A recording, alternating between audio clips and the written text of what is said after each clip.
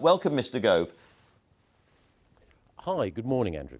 The World Health Organization has laid out new rules before countries unlock their lockdowns. And the crucial one is that every country must be able to detect, test, isolate and treat every case and trace every contact. When will Britain be able to do that? Well, we're developing an approach towards contact tracing and testing, which will mean that we'll be able to test people in the population and also track them through the use of technology. We're working with other countries in order to make sure that we will have the technology that enable us to detect if an individual has been in contact with others and ensure that appropriate testing is in place. But I think it's appropriate and important to take just one step back. There are a number of things that we need to do in order to be confident that we can relax measures overall. Testing and contact tracing are very important, but we also need to make sure that our NHS capacity is as resilient as it can possibly be. And we also need to make sure that we've already reduced the rate of infection in the population and that the number of deaths is falling. And it's only if we can be certain that we have all of those factors in place that we can be confident about relaxing some of the measures that we currently have in place. Will we be testing in the community? Will we be contact tracing within 3 weeks? We are increasing the number of tests. It is the case at the that's not moment my that we have question. a Will we capacity. be doing it within 3 weeks? We will, over the course of the next few weeks, be in a position to increase the number of our tests. We'll have 100,000 tests being conducted by the end of this month. And those tests take a variety of different forms. There are some tests which are there for people who are NHS and other frontline workers who may show symptoms, and we want to make sure that, or who may have family members who may show symptoms, we want to ensure that they're able to work. But it is also the case that we hope to have community testing as well, but I can't give you a precise timescale. We're working as fast as we can in order to ensure that we can increase the number of tests and also develop contact tracing infrastructure. Now, you say 100,000 tests being carried out every day by the end of this month. The last day for which we've got figures, which was Friday, we managed 21,000. We are miles away, and there's less than a fortnight to go. Are you really sure we're going to hit that target? I am confident that we will. I think that it's important to recognise, and I think your question implied that this was so, that there's a difference between the number of tests which could be carried out and the number of tests which are being carried out. We have the capacity to conduct 38,000 tests. We were carrying out fewer than that because it had been the case, for reasons that I think you would understand, that we've been prioritising those people who were NHS workers and social care workers.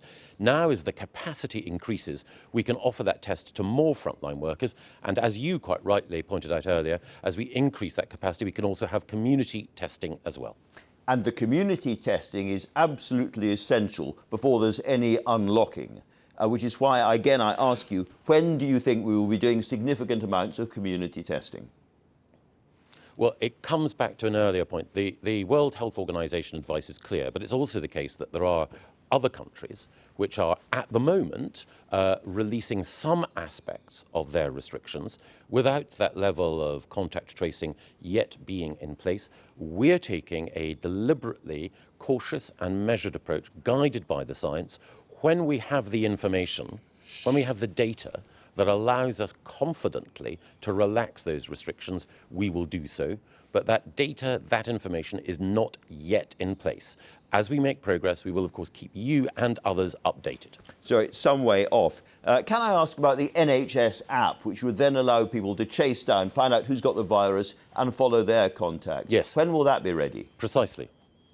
Sorry, when will it be ready? Now it's in beta testing at the moment. One of the things that we want to ensure is that when we start operating at significant scale, we want to make sure that it's robust and that it works. It's better to have no app than a bad app, to paraphrase a principle that we've outlined with respect to testing. So we are currently developing it. We're making sure that it's interoperable with other apps that other countries are developing as well. And again, we'll update you and others as to when it's ready, but it's currently, as I say, in its beta testing stage at the moment. People want to know when they can download it, but also, will Yes. people be obliged to have that app on their phone before they're allowed out of their houses? Well, understandably, people will want to download it. I'm sure that the overwhelming majority of us will want to do so. But again, you're inviting me to jump the gun slightly, because it is the case that as we develop the app, as we develop testing, and as we develop other principles, we're looking at those in the round in order to ascertain which areas of the current restrictions can be lifted and in which way. Because as you'll appreciate, as your viewers will know, it's a complex and it's an interconnected picture. There are some other countries that are relaxing some aspects of their existing restraints, and they're confident that they can do so without prejudice to the overall health of their populations. We're looking at what those countries are doing. We're looking at our own data and evidence. But one of the things that we absolutely will not do is precipitately relax any of the current restrictions before we're confident that we have a scientific picture in the round that allows us to make the right decisions. Well, it's clear you've got an awful lot of work still to do before we can talk about a general unlocking. The government's made it clear this morning already that schools are not going to reopen next month. Can I ask you about things like hotels, pubs, restaurants? Are we going to see them reopening before the winter? Well, I think, again, it's entirely understandable that you should ask this question. But we want to make sure that we make a balanced judgment about which restrictions can be relaxed at what time. You're quite right to say that we've stressed that the reporting in today's newspapers that schools will open on May the 11th, that is not true. We have not made that decision. The other inference that I draw from your question, which is that areas of hospitality will be among the last to exit the lockdown, yes, that is true. They will be among the last. But one of the things that I think it's important to stress is you talked about a general lockdown. Look, this virus has changed so much. It's a new virus of great potency and lethality. It spreads remarkably fast. We want to ensure that we can get on top of it. We also want to ensure the economic life of the nation, the social life of the nation can return over time. But even as some restrictions are lifted, the way in which our schools, the way in which our shops and factories operate will change as a result of what we know about this virus and what we know about social distancing. And of course, we want to make sure that the best scientific advice guides us as we take an approach towards easing these restrictions in the right way with appropriate safeguards. So if testing is one way out, and it's clearly there's some way to go, to say the least, before we can start to rely on that. The other way is the vaccine. And I was talking to Professor Sarah Gilbert of Oxford earlier in the programme, and what she wants from you is government support to manufacture vaccine at scale before you're absolutely sure that it's safe and working. In other words, you have to take a bit of a risk, a Bill Gates-style gamble, to get enough of the vaccine out there so that it can be provided to people if it works up and down the country. Both that and a national system of vaccination centres so that everyone can get one. What's your response? Yes, it's a fair challenge. The first thing to say is that the Business Secretary Alok Sharma outlined on Friday that we're taking part in an international effort, and it has to be international, global, to develop vaccines. And there are different labs across the world which are working on complementary vaccines. We don't yet know which one, if any, will work best. But you're also right that there does need to be strong manufacturing capacity here in the UK. And we're exploring a facility at Harwell in Oxfordshire, which could be part of a network of manufacturing centres of excellence, which can ensure that we can manufacture vaccines at scale, yes. And a national network of vaccination centres so everyone can get them? Well, I think it is the case. If we can develop a vaccine, if we know that it's safe and effective, and that if it can work, then of course we want to have mass vaccination. But the one thing that I would counsel is that while it is great that we have some of the world's best scientists and some of the UK's outstanding scientists working on a vaccine, we cannot be certain on the timescale when we will have a vaccine. And it is the case, of course, that there are some conditions, some diseases for which no vaccine has yet been developed. So. You know, the effort that is being devoted to this is critically important. Securing a vaccine would be a significant breakthrough. We are investing in making sure that we can get one as quickly as possible, but I don't think it's the case that anyone should automatically assume that a vaccine is a dead cert to come soon.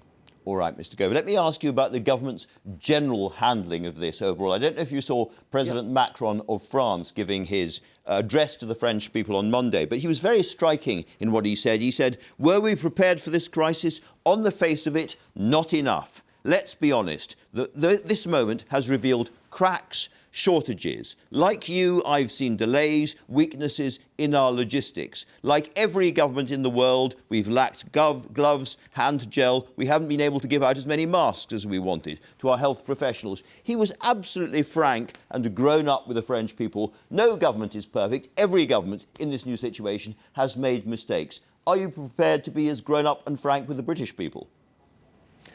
Well, I read rather than watched President Macron's address to the French nation, a 30-minute address in which he covered a number of things. And yes, he acknowledged, as I would acknowledge, that this is a new virus and that by definition, no one knew, none of us could know quite what was going to be, what were going to be the consequences of this virus, because we hadn't seen its like or anything exactly like this, I should say, before. And the point that President Macron made is that countries across the world were having to move at pace in order to deal with this challenge. Now, I'd say two things. Yes, of course, by definition, all governments make mistakes, including our own. And we seek to learn and to improve every day. It is the case, I'm sure, at some point in the future that there will be an opportunity for us to look back, to reflect, and to learn some profound lessons. But at the moment, for me, the most important thing to do is to make sure, as President Macron is seeking to do in France, that we improve our response.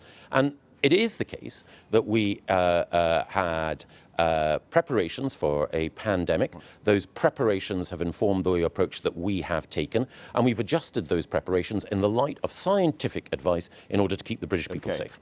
Now, I'm sure you've read the Sunday Times right through about various mistakes that the government have made. Did you feel a kind of embarrassed shudder of recognition when you read that piece? No, I didn't actually. I said in a previous interview that I thought it was a little off-beam, Aberdonian understatement perhaps, because there are a number of things in that response that are wrong.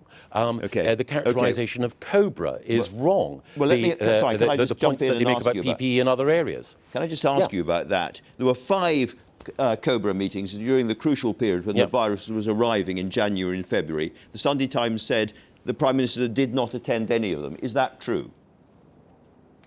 He didn't, but then he wouldn't, because most Cobra meetings don't have the Prime Minister attending them. That is the whole point. The characterisation of Cobra in the Sunday Times report suggesting that it always has military staff in there and so on. It's not true. Cobra meetings are led by the relevant Secretary of State in the relevant area. As Environment Secretary, when we had flooding, I would chair the Cobra on those. It would be the case the Health Secretary would chair them. But it's also the case that the Health Secretary or whoever is chairing those meetings report to the Prime Minister. The Prime Minister is aware of all of these decisions and takes those decisions. The reason that you have cabinet is that you have appropriate committees that follow through. So you can take a single fact, wrench it out of context, whip it up in order to try to create a j'accuse narrative, but that is not fair reporting. That's not fair reporting. That's very clear. Can I ask you, was it true that we sent 273,000 pieces of protective equipment to China in February? We did send protective equipment to China, but I think it's important to stress two things there as well. The first thing is that the personal protective equipment that we sent to China was to help with the most extreme outbreak in Wuhan. That personal protective equipment was not from our pandemic stock. And also, we've received far more from China in personal protective equipment than we've given. So again, if you take that single fact and say, oh, look, we've been running down our stocks, then you create a particular narrative, you create a particular sense, and what it doesn't do is it doesn't do justice, actually, to the fact that the Chinese authorities and the Chinese government have responded very generously to our support by giving us far more personal protective equipment than we gave them. So if you wrench facts out of context in order to create a particular, as I say, prosecution case, you can do that. Of course you can do that. But it doesn't do justice to the whole story. All and right. in particular, the thing I found grotesque, Andrew, was the idea that our Prime Minister should be portrayed as not caring about this, when anyone who has seen him lead the response to this crisis will know that his focus, his energy, his determination, his passion has been to beat this virus. And that's why I was, as I said, with a level of Aberdonian understatement, a wee bit concerned about it. Let's jump back to the front line in that case. Let's talk about those doctors who are still without PPE this weekend, or the PPE they feel they need. England is the only country. Scotland and Wales seem to have enough PPE protection. Why is England failing when Scotland and Wales are not? Well, again, I don't think that's quite right. It is the case that PPE is procured by the UK government in order to help all four nations or all four parts of the United Kingdom. So the personal protective equipment that's being used in Wales and Scotland and Northern Ireland will have been sourced by the UK ambassador in Beijing in order to come here and in order to go to those countries. Now, it is the case that there's been a higher rate of infection in parts of England and in other parts of the United Kingdom, but it's not the case that you can set one part of the United Kingdom against another in that way. One of the striking things, I'm so sorry, we're just running out of time. I'm just wondering why there is a shortage overall. Matt Hancock told us on the 2nd of April, we do have the supplies. The quantity of the stuff is not a problem in PPE. And then Susan Hopkins of Public Health England said they had very good pandemic stockpile, the most equipment you could ever need in the world. And yet we are clearly short of kit. It's not just about distribution, it's a shortage of kit, isn't it? Well, it's a worldwide pressure. I mean, we had stocks, we'd built them up for a flu pandemic. They were augmented by the stocks that we had for a no-deal Brexit.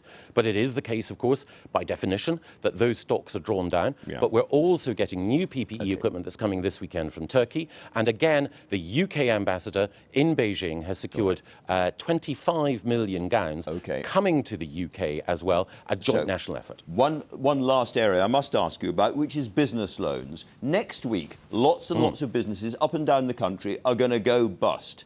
And if you look at the amount of money that was made available, of the £330 billion the government has made available so far through UK finance, only £1 billion has actually been picked up by businesses. That is 0.25%. And to break that bottleneck, many businesses are saying the government must now guarantee 100%, not 80% of those loans. Will you agree to do that?